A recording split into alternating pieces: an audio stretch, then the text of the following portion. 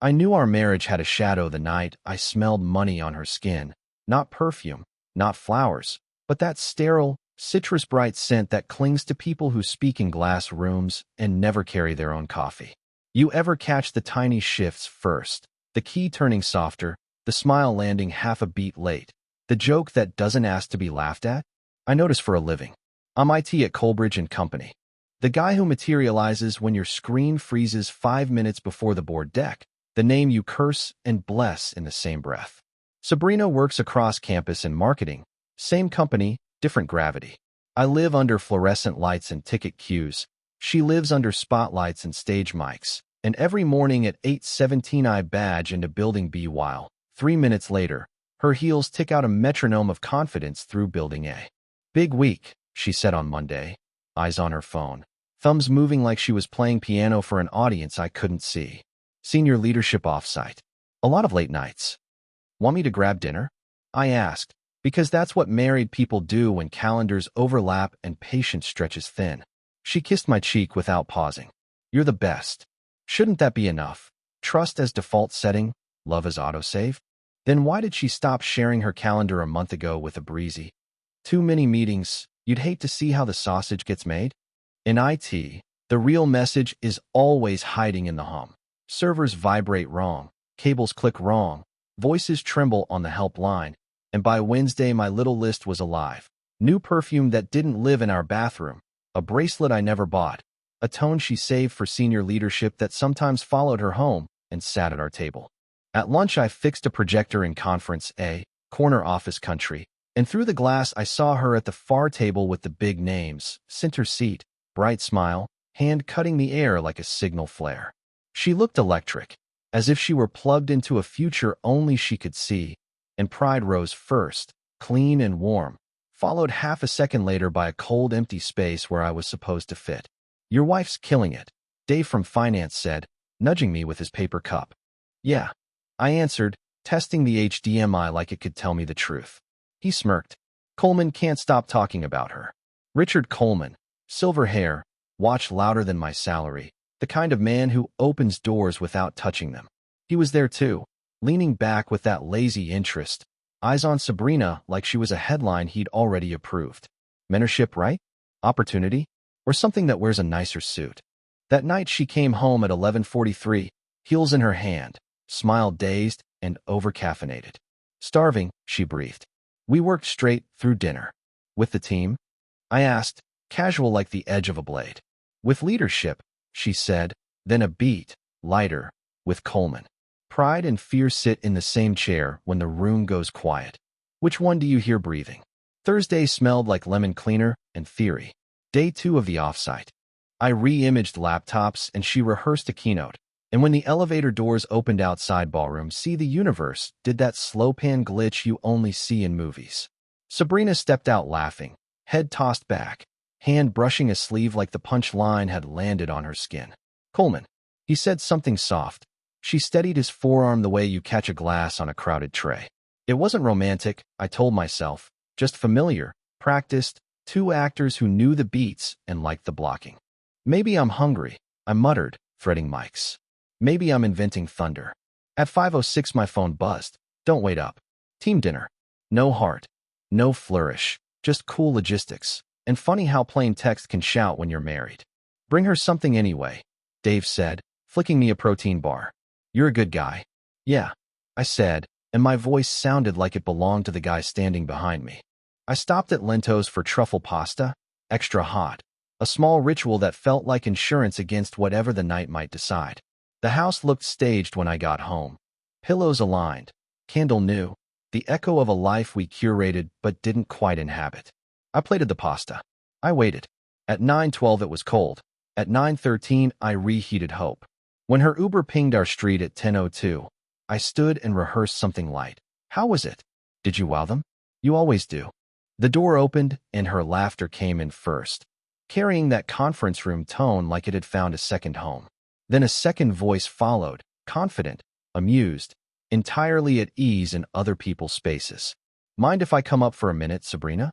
I forgot to tell you the best part.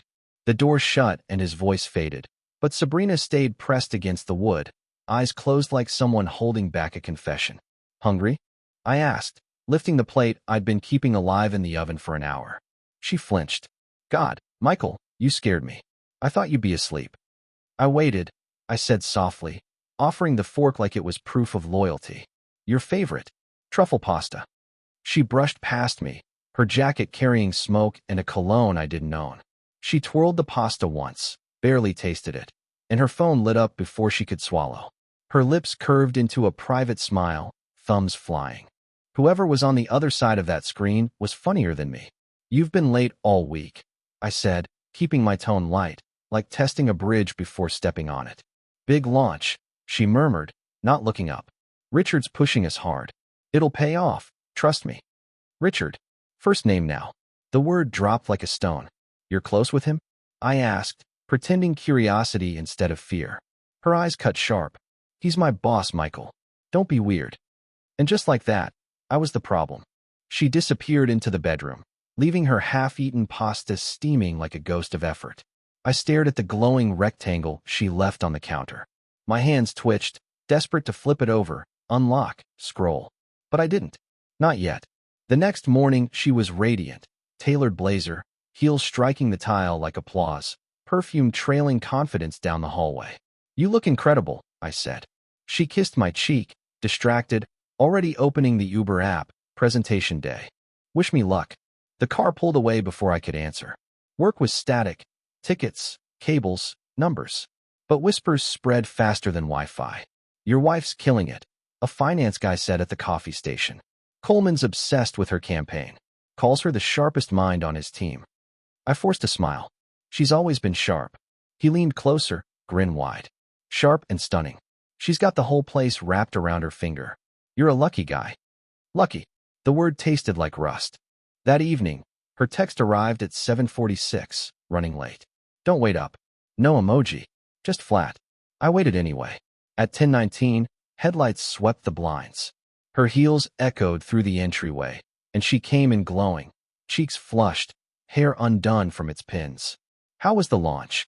I asked, voice steady. She dropped her jacket, smile too bright. Incredible. Coleman says I might lead the next campaign. That's great, I said, swallowing questions like stones. She hugged me quick, whispering, thank you for believing in me. Gratitude should have warmed me, but it froze. Wives don't thank husbands like employees thank bosses. That night, I lay awake, listening to her breath. Around 2:13, her lips moved, words slipping out like threads in the dark. Richard, don't stop, promise me, my veins iced.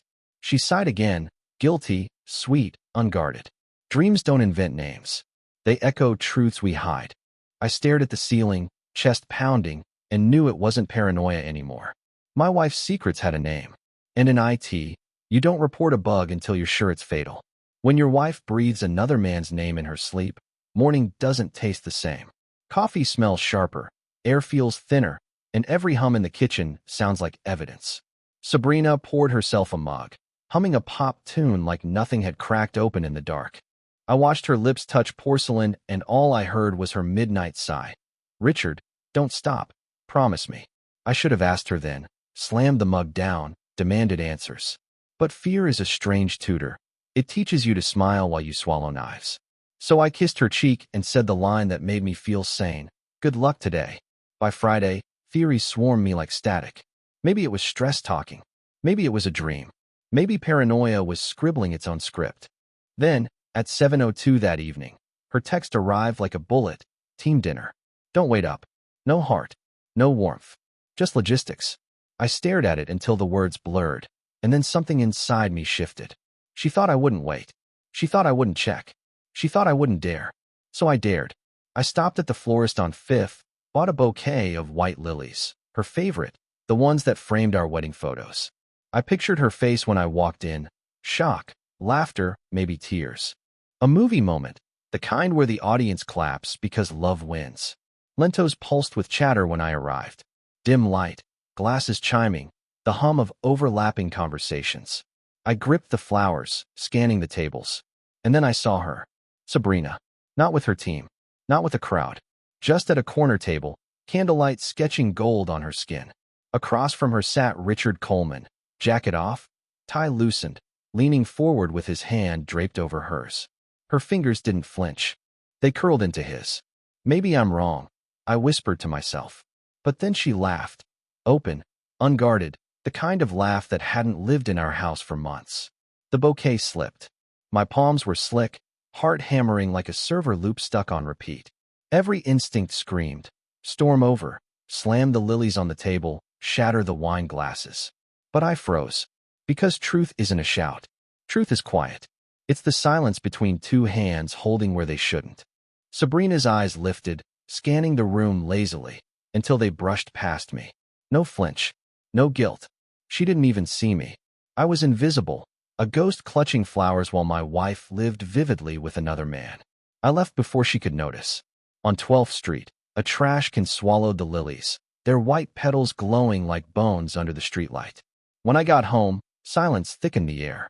I sat at the table, rage cooling into something sharper, something that wanted to cut. At 11:27 she came in, cheeks pink, jacket over her arm. How was dinner? I asked, steady as glass. She kissed the top of my head. Productive, she said, humming as she climbed the stairs. My fists curled until my nails drew blood. And in that moment, I made a choice. I wouldn't confront her. Not yet. Because sometimes the cruelest revenge isn't shouting. It's patience. And patience, I decided, would be my weapon. You ever notice how betrayal makes you quieter, not louder? Saturday morning, I made pancakes, blueberries, her favorite. The smell filled the kitchen, warm and sweet, while my thoughts turned bitter. She drifted in wearing my t-shirt, hair tangled, smile soft. If you walked in at that moment, you'd think we were fine, maybe even happy. Smells amazing, she said, sliding into a chair. You're spoiling me. I smiled. I poured syrup. I watched her fork cut through the stack, bite after bite. And the whole time, I replayed the image of her hand resting under Coleman's, her laugh bright as if I had never existed. But I didn't say a word. Not about the lilies I threw away. Not about her whispering his name at night. Not about the bouquet that rotted in a trash can instead of our table. Because sometimes silence isn't weakness. Sometimes it's strategy. All weekend, I wore my mask. Husband. Helper. Listener. When she complained about deadlines, I nodded on cue. When she joked about Coleman's relentless standards, I chuckled like a man who hadn't already seen the truth. I held her at night, arms steady around a storm. But inside, something else was forming. A new resolve. By Monday, I had a plan. People think IT guys are harmless. Background noise. The ones you call when your password locks you out, the shadows behind the screens. What they forget is, we see everything. The networks. The backups. The files you thought you deleted. And Sabrina worked in my company. My domain. That afternoon, I logged into the marketing server to check load balancing. Translation, I went looking. I traced Coleman's shared drives, her folders, the cached emails that never truly vanish. Metadata doesn't lie. It remembers dates, times, attachments. It sketches a hidden life in digital breadcrumbs. One file made my throat tighten.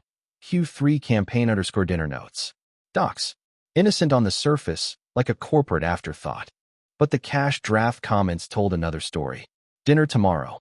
Same table. Bring the red notebook. I'll cover the bill. Coleman. Direct. Familiar. Rehearsed. The same table. I sat back, pulse pounding. No gossip. No paranoia. Proof. That night, Sabrina came home humming, heels in hand. She kissed me on the cheek, soft and sweet. How was your day? She asked. Productive. I answered, echoing her Friday night word. It tasted bitter. She smiled, oblivious. She had no idea I already knew. In that moment, something inside me shifted.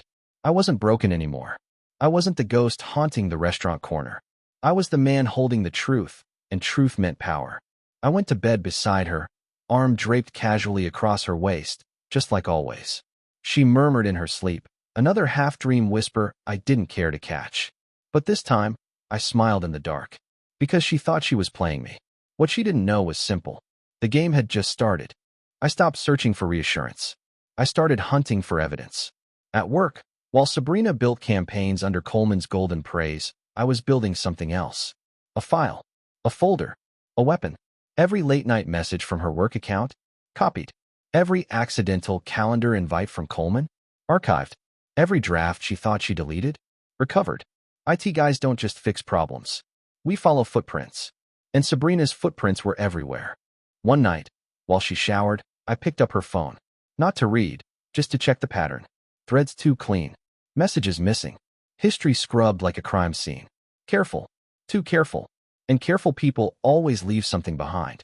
At lunch, whispers found me again. She's going places, a sales guy said, chewing too loudly. Coleman's grooming her for director. I forced a smile. Yeah, she's good. He leaned closer, voice dropping. Good at more than marketing, if you know what I mean. My fork froze midair. I wanted to slam it into his smirk. Instead, I filed the moment away. Evidence wasn't only digital, it was social. Everyone saw what I had been pretending not to. Until now. That weekend, she told me she had to work late, prep for Monday's presentation. I followed her. She didn't drive to the office. She drove to the Franklin, a hotel with glass elevators and valet parking. I parked 2 blocks away, stomach in knots, watching her disappear through the revolving doors. At 11:42, she came out. Hair messy, smile soft. Coleman beside her, tucking his tie into his jacket, phone pressed to his ear. I didn't take photos. Not yet. But the image burned itself onto my memory hotter than film. By then, rage wasn't enough. Rage is fire. It flares, it smokes, but it doesn't last. I needed something sharper, colder, a blade I could hide until the right moment. That's when Lisa walked in. HR, 30. Quick wit, quicker smile. She'd teased me before, little comments in the break room, calling me the silent genius in IT. I'd brushed it off. Loyal dog, right? But loyalty dies where betrayal lives. Rough week? She asked, leaning against my desk. Something like that, I said. Her eyes lingered. You know, Michael, sometimes the best revenge isn't yelling. It's living. Her perfume was lighter than Sabrina's, citrus, clean, almost free. For a moment, I wondered what it would be like to breathe that instead of swallowing suspicion every night. And in that moment, I made a choice. If Sabrina was building her future in Coleman's shadow, then I was done bleeding alone. That night, I created 2 new folders. Folder 1, Evidence. Photos, files, records. Folder 2, Alibi. Messages, receipts, proof I wasn't where I actually was. Because if you want to win a war, you don't just collect knives. You build your cover. Later, lying beside Sabrina while she whispered Coleman's name in her sleep, I smiled again. This wasn't marriage anymore. This was chess. And I had just moved my first night. Lisa wasn't Sabrina. That was the point. Sabrina was edges and ambition, red notebooks and polished heels. Lisa was sneakers under her desk, laughter over coffee, the kind of woman who made HR forms sound like inside jokes. We started small. Lunches that ran long. Texts that stretched into the night. She'd send a meme, I'd answer dry. She'd drop a winking emoji, and I'd let it sit there, pulsing like a dare. One Thursday, she leaned across the table, her hair brushing my arm. She doesn't deserve you, Lisa whispered. That was the moment I stopped resisting. The first kiss was in the server room. Cliché, I know, but clichés survive because they work. Machines hummed around us, swallowing sound, while her lips searched mine, soft and certain. For the first time in months, I wasn't invisible. Afterward, guilt should have come. It didn't. What came was balance. At home, Sabrina was different too. She came in late, smelling of wine and someone else's cologne. But now her eyes lingered on me, studying. Suspicion flickered. Long day? She asked one night, watching me fold laundry. Yeah, I said flat, careful. Systems issue. Took forever. She nodded, but her gaze stayed locked, like she was testing for cracks. For the first time, I realized she was scared. Funny thing about guilt, it's a mirror. She thought she held all the secrets. But now mine were crowding the room too. She started picking fights over nothing. You're distant. You don't touch me anymore. Are you hiding something? I bit my tongue until it bled, holding back the truth. Yes, Sabrina. I'm hiding what you taught me. Meanwhile, Lisa pulled me closer. She wasn't just an affair, she was oxygen. You're different with me, she said once, tracing circles on my wrist. Like you're alive again. Alive. That word hit deep. With Sabrina, I was surviving. With Lisa, I was breathing. But fire burns more than what you pointed at. One night, I slipped coming through the door, late. Sabrina was waiting in the living room, lights low, wine glass in hand. You smell different, she said, eyes narrow. New soap, I lied. Her smile curled slow, dangerous. Uh-huh. She didn't press further. But I saw it. The paranoia, the fear. Control was slipping, and in her world, losing control was the ultimate betrayal. I lay awake later, listening to her breathe. For months, she had whispered Coleman's name into the dark. But that night, she was silent. And silence, I realized, is louder than confession. Because if she suspected me, then the war wasn't one-sided anymore. It had just gone both ways. Marriage isn't built on love. It's built on lies you agree to believe together. And ours? Ours was splintering fast. We fought over nothing and over everything. You didn't answer my call. I was in a meeting. Funny, she shot back. Because Lisa said she couldn't find you either. I froze. She'd been digging. And since when do you talk to Lisa? I asked, my voice sharper than I planned. Her eyes narrowed. Since I noticed you don't come home smelling like yourself. It became a dance of accusations, her words sharp, mine colder, both of us pushing until the walls rattled with echoes that used to be laughter. At work, she still glowed. Coleman still hovered, brushing her elbow in the hallway, drowning her in honeyed praise. But I wasn't the same silent husband. I was watching now, recording, collecting, screenshots, email trails, GPS logs quietly syncing to the cloud she thought was private. Every secret she thought buried was another brick in the case I was building. Lisa noticed the change too. You're different, she said one afternoon, brushing crumbs from her blouse. Different how? Harder, colder, like you're planning something. I met her gaze. Maybe I am. She laughed, but the sound trembled. At home, Sabrina began to slip. She snapped at small things, dishes in the sink, socks on the floor, the way I looked at her for too long. But under the anger was fear. One night, after another slammed door, she cornered me in the hallway. Her voice cracked. Michael, do you still love me? I looked at her, the woman who whispered Coleman's name in her sleep, who laughed in candlelight with another man, who built her future on betrayal. And I smiled. Of course I do.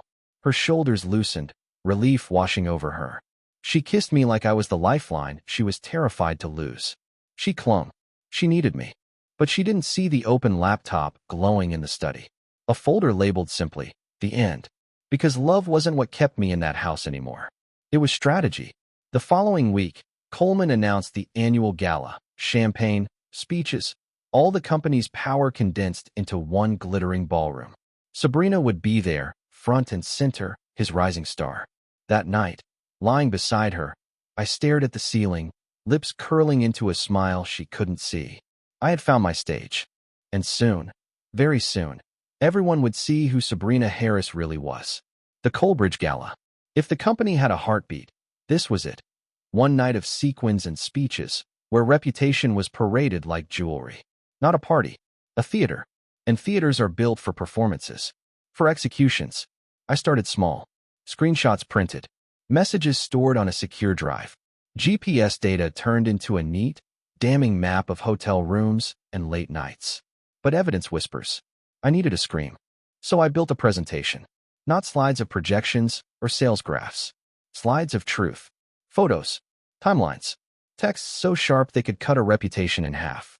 I slipped it onto the gala's A/V shared drive, hidden in a folder named Q4_projections_final_V3.